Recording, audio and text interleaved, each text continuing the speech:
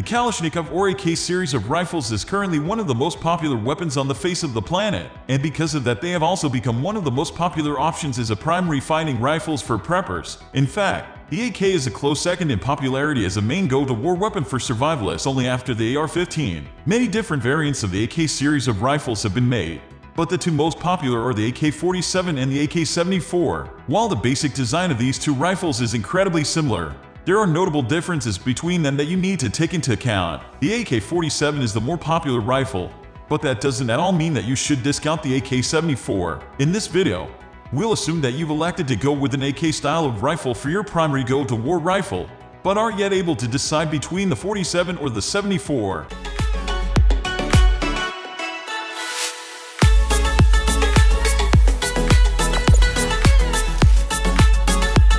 As it stands, the Ak-47 7.62 39mm round is the most produced centerfire rifle round in the entire world. When it was first designed, it was intended to hit targets hard at close distances. After World War II, the Soviets were quick to realize that future wars and conflicts would be fought in closer quarters. Western nations such as the United States and other countries in NATO were slow to realize this and stuck with high-powered rifle rounds like the .308 Winchester ammonia and FAL rifles. So in a way, the 7.62 39mm was ahead of its time, in comparison to the .308 Winchester that was then being fielded by the Soviet Union's opponents in the Cold War. The 7.62 39mm was lighter, cheaper to mass produce, and delivered less recoil. This also meant that more rounds could be carried in the magazine. The Ak-47 carries 30 rounds in its standard banana-style magazine, whereas NATO's ammonia and FAL magazines carried only 20. Now, as we spoke about earlier, the decision to evolve the Ak-47 into the Ak-74 was primarily because of the perceived disadvantages of the 7.62 39mm round in comparison to the M16's 5.56 45mm.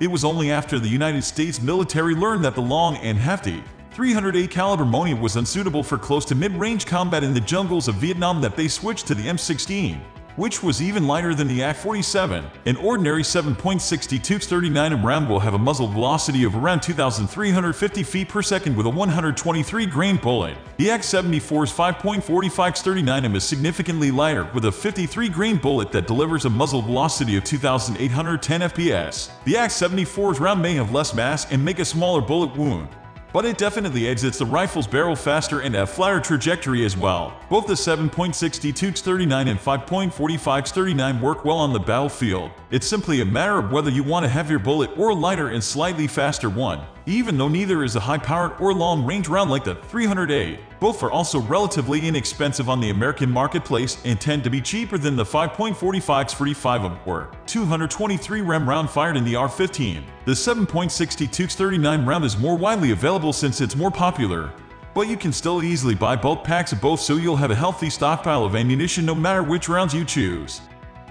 Since both the 47 and the 74 are in the Ak family, the basic design of the two rifles is virtually identical. Both come in either milled or stamped receiver varieties. The barrel lengths are the same, and all of the controls are identical. As we discussed earlier, the Ak series of rifles uses a long-stroke gas operation system with few moving parts that make them incredibly reliable in adverse conditions. For these reasons, the reliability of the Ak-47 and Ak-74 is a draw. If you torture test the two rifles side by side, both are going to keep shooting and shooting for a long time. They've also both been proven to work extraordinarily well on the battlefield, with the Ak-47 being used in virtually every conflict since Vietnam and the Ak-74 being trusted by the Russian military and seeing extensive service in the Afghanistan war in the 80s.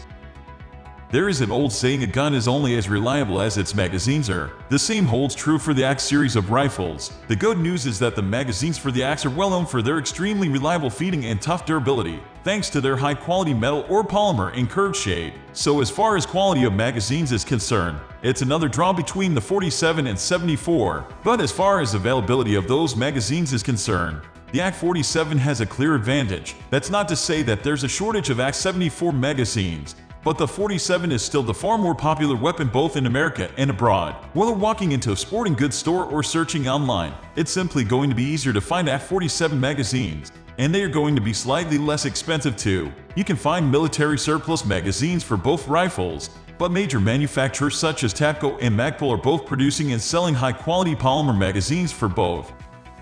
A strong majority of the accessories and gear for the Ak-47 and Ak-74 are completely interchangeable. After all, most aspects of the two rifles other than their caliber are virtually identical. What's more, is that accessories are widely available as well. It's very easy and relatively inexpensive to customize your Ak style of rifle however you want. Stocks, hand grips, foreends, mag releases, slings, lights, tactical rails, and more can be found in great abundance.